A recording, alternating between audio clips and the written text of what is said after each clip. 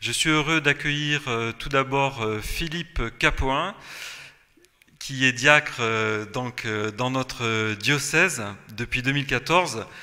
Philippe, tu habites Allan, tu as expérimenté mise en œuvre un parcours pour faire découvrir la richesse de la doctrine sociale en paroisse. J'entends encore une jeune femme dire combien cela l'avait aidé à unifier sa vie professionnelle et sa vie de foi. Tu es un homme aussi qui sait la complexité du monde du travail où tu évolues à un poste de direction. Tu nous parles ce matin de cette doctrine sociale de l'Église pour renouveler la vie des communautés.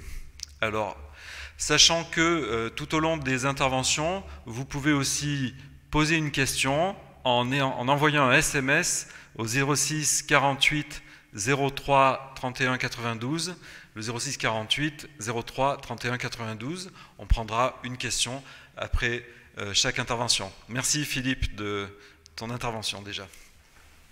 Bonjour à tous ceux qui nous rejoignent par le net pour refaire corps. Donc la problématique sur laquelle il m'a été demandé de travailler, c'est refaire corps avec la DSE, la doctrine sociale de l'Église. Alors il faudrait beaucoup de temps pour parler de la doctrine sociale de l'Église, 15 minutes c'est évidemment insuffisant, donc je vais en parler un tout petit peu, mais je vais parler de l'essentiel. Mais avant de parler de la DSE, moi je voudrais revenir sur les deux mots, refaire corps, et en commençant par le second. Quand on parle du corps, hein, mon sujet il est au niveau des communautés, donc quand on parle du corps, la question de la communauté elle vient immédiatement. Hein, on pense à l'ensemble des personnes de la communauté qui forment un corps, et qu'il faut refaire, puisque c'est la problématique donnée. Mais, comme le dit le pape François, on n'est pas une ONG, et donc si on est communauté, c'est parce qu'on est réunis autour du Christ. Et le Christ qui se donne dans son corps, ceci est mon corps. Donc on voit très bien, dès la problématique posée, on voit très bien que l'Eucharistie est au centre du sujet. Si on veut trouver une réponse à la question du refaire corps, eh bien, ce n'est pas seulement le corps communautaire, mais c'est le corps du Christ qui fait partie intégrante de la solution et qui est même au centre. J'y reviendrai en conclusion. Ensuite, refaire. S'il faut refaire, il y a quelque chose qui est défait. Qu'est-ce qui crée la communauté? C'est la relation. Donc, ce qu'il faut reconstruire, c'est la relation. Et qu'est-ce qui fait qu'on entre en relation? Eh bien, on peut le voir tous les dimanches. Hein, la première interaction qu'on a avec les membres de la communauté, c'est le regard.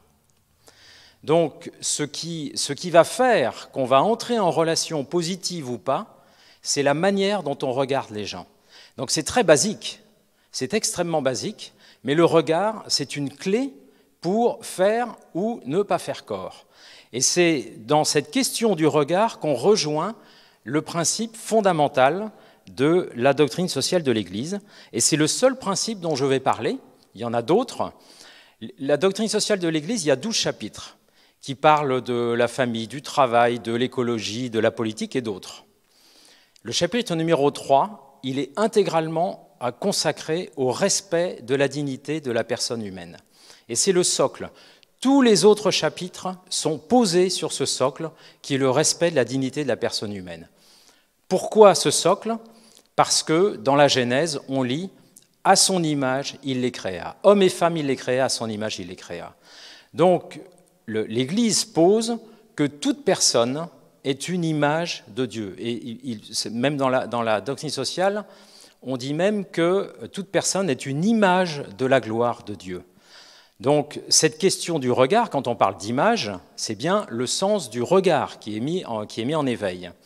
Donc, on voit bien que cette question du regard, elle est absolument essentielle. Et elle est essentielle dans la première interaction qu'on a avec les personnes pour respecter leur dignité. Respecter la dignité, c'est extrêmement large. Ça va évidemment bien au-delà du regard. Il n'y a pas une seule journée où on ne soit pas confronté à des personnes et à cette question du respect de la dignité. Mais ça commence en premier par le regard, avant même la parole, avant même le travail qu'on peut faire avec telle ou telle personne ou avec ses proches. Le regard est le premier geste d'interaction, il est absolument essentiel. Donc si on parle de refaire corps, il faut revenir au basique, et le premier basique, c'est le regard. Donc la question qui est en jeu, c'est de changer nos yeux. Pourquoi changer nos yeux? Pour voir Dieu en chacun. Et peut-être que vous avez déjà remarqué, notre cerveau, il fonctionne en 3 temps. D'abord, il y a le capteur, l'œil, qui voit l'image de celui qui est en face de nous. Et puis ensuite, ce capteur, il induit un sentiment. Un sentiment, c'est de la joie, de la tristesse, de la peur, de la colère, etc. Toute la palette des sentiments, elle est extrêmement large. Et ce sentiment, il induit une réaction. Alors ce moteur à 3 temps, que j'appelle le moteur à réaction, eh bien c'est celui-là qui va induire la manière dont on va interagir ensuite avec les personnes. C'est extrêmement intéressant de faire l'exercice, vous pouvez le faire. Quand on croise une personne dans la rue, vous pouvez remarquer qu'on n'est absolument jamais sans réaction. Il y a toujours quelque chose, et qui est de l'ordre de l'a priori, et qui peut induire le jugement. Mais on n'est jamais insensible à l'image qui nous est renvoyée. Ça, c'est lié à notre construction personnelle, on est fait comme ça, et c'est lié à la manière dont on est construit. C'est le créateur qui nous a fait comme ça. Mais il est intéressant de s'interroger mais comment est-ce que je regarde les personnes, qu'est-ce que ça induit chez moi, et qu'est-ce que ça induit ensuite comme réaction. C'est une clé absolument essentielle lorsqu'il s'agit de faire corps, que ce soit dans la communauté, dans une communauté paroissiale, ça marche aussi complètement dans le monde du travail, ça marche dans toutes les interactions qu'on a à avoir. Regardez chacun comme une image de Dieu. Alors pour ça, on va faire un petit exercice. Donc, je vais projeter 3 images de personnes qui sont absolument inconnues ou a priori inconnues, puisque je les ai trouvées sur Internet. Et c'est intéressant pour chaque image de se dire, mais intérieurement, chez moi, qu'est-ce qui se passe? Qu'est-ce que ça renvoie? Qu'est-ce que ça induit chez moi? Donc vous voyez bien au travers de ces 3 images de personnes toutes différentes, que si vous faites l'exercice, au moment où je vous parle en regardant chacune des images séparément, vous allez constater que vous ne restez pas insensible. Il y a quelque chose qui se produit et qui crée immédiatement un a priori, qui peut être positif, négatif, peu importe, mais il y a quelque chose qui se passe. La question clé, c'est est-ce que je suis en capacité de voir en toutes ces personnes une image de Dieu, ou est-ce que je suis bloqué par l'apparence? Et on sait très bien que l'apparence, ça joue énormément dans notre manière de poser une interaction. Donc est-ce que dans les 3 personnes ici qui sont montrées sur cette image, est-ce que je suis capable de voir une image de Dieu? Ça, c'est la clé. C'est la clé. Alors, là, c'est 3 personnes qui sont inconnues, et je vais ensuite projeter 3 autres images de prêtres.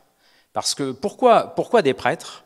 Parce que je reviens sur cette question de l'Eucharistie, le prêtre, c'est celui qui nous montre l'Eucharistie. Mais on est aussi prisonnier de l'image qu'il nous renvoie. Alors la sélection, évidemment, elle n'est pas neutre. Donc, aujourd'hui, vous regardez ces 3 images de prêtres, ce qui les différencie, c'est l'habit. Il y en a un qui est en soutane, il y en a un autre qui est dans le modèle plutôt standard du moment, on va dire, le col romain, et puis il y en a un qui est sans signe distinctif. Alors les prêtres, on veut les marier, et puis on veut aussi les habiller dans la sensibilité qui nous intéresse.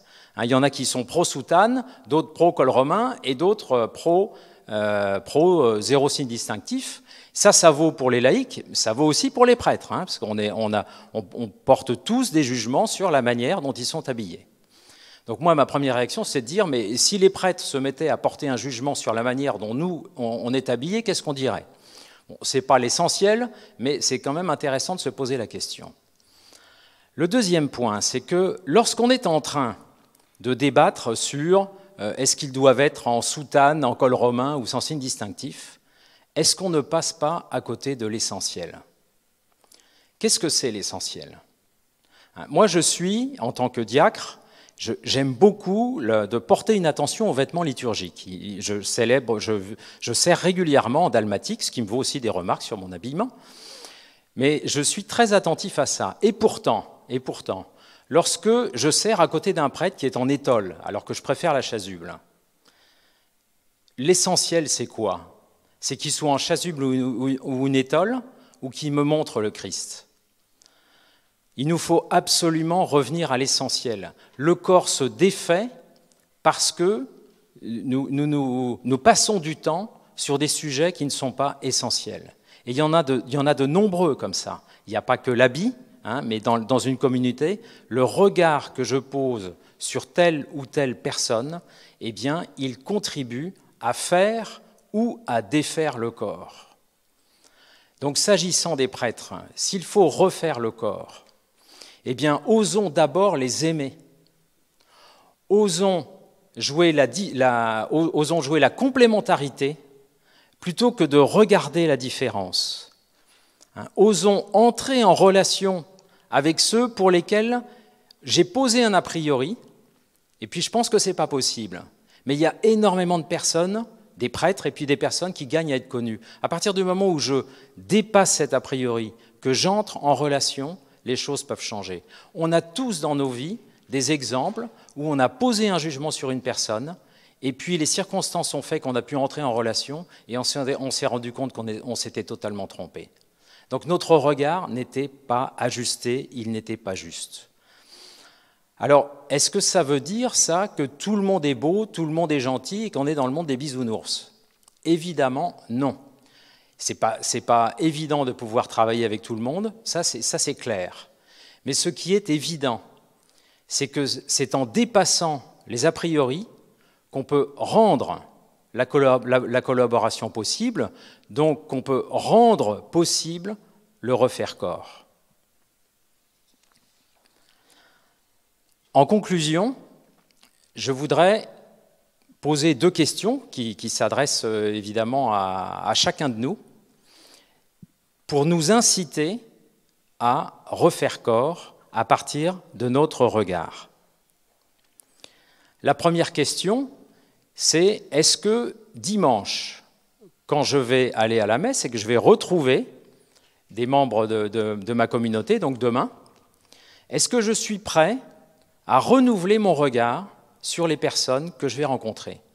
Il y a évidemment des personnes pour lesquelles j'ai un a priori. Est-ce que je suis prêt à vouloir renouveler mon regard pour contribuer à refaire corps au sein de ma communauté? Et la deuxième question, c'est, et je reviens à mon propos introductif, la clé, elle est dans l'Eucharistie. Le Christ, on a vu que son regard, dans l'Évangile, il est très important. On voit que dans le regard qu'il pose, c'est un véritable exemple. Il a aussi guéri beaucoup d'aveugles. Donc la question du regard, on voit bien qu'elle est au centre de l'Évangile. Mais le Christ, il se donne dans son corps. Et il a guéri des aveugles, il les a touchés avec son corps. Lors de chaque communion, on a la chance de pouvoir toucher le Christ. Eh bien, est-ce qu'au cœur de l'Eucharistie, je supplie le Christ de renouveler mon regard? La problématique, c'était renouveler les communautés. Eh bien, est-ce que dans l'Eucharistie, je demande au Christ de renouveler mon regard, de changer mes yeux? Voilà comment, en répondant à ces deux questions, comment on peut contribuer à refaire corps au sein de nos communautés et au sein de notre Église. Merci. Merci Philippe. En t'écoutant, je pensais qu'il faudrait vraiment ralentir le temps parce que de regarder, de purifier son regard. On insiste beaucoup en Église très souvent sur l'écoute. Il faut prendre le temps d'écouter, où les gens sont dans des attentes fortes d'écoute. Mais merci de nous attirer sur cette problématique du regard. Je pensais à cette expression qui dit que le Christ souvent a un regard qui envisage les personnes, mais qui ne dévisage pas les personnes. Donc c'est très intéressant cette conversion à laquelle tu nous appelles. Je pensais, si tu prends du recul, je parlais de cette jeune femme en introduction qui, en découvrant comment la doctrine sociale au quotidien, dans sa pratique, avait lui avait permis d'unifier sa vie de foi et sa vie professionnelle. Comment tu expliques ça? Est-ce que tu pourrais dire pourquoi ça aide à unifier son existence? Je vais revenir en premier sur la question du regard, parce que dans l'enseignement de la doctrine sociale de l'Église qu'on a pu faire avec Luc Duverger, mon frère diacre, on a commencé par ce premier point, le respect de la dignité. Avant de parler des autres principes, c'est indispensable de parler de ce point, le respect de la dignité. Et moi, j'ai été frappé de voir comme les personnes, quand on les incite à porter un regard nouveau, ça induit immédiatement un changement. Et vivre de manière non écartelée entre l'enseignement d'Église et le monde professionnel, je pense que ça demande d'abord de se changer soi-même. Et se changer soi-même, c'est de changer son regard sur les personnes. C'est ça qui permet de créer la relation et donc de vivre de manière plus unifiée. Après, il y a évidemment tous les autres principes qui sont enseignés, qui permettent d'enrichir tout ça, mais le socle, c'est le respect de la dignité de chacun.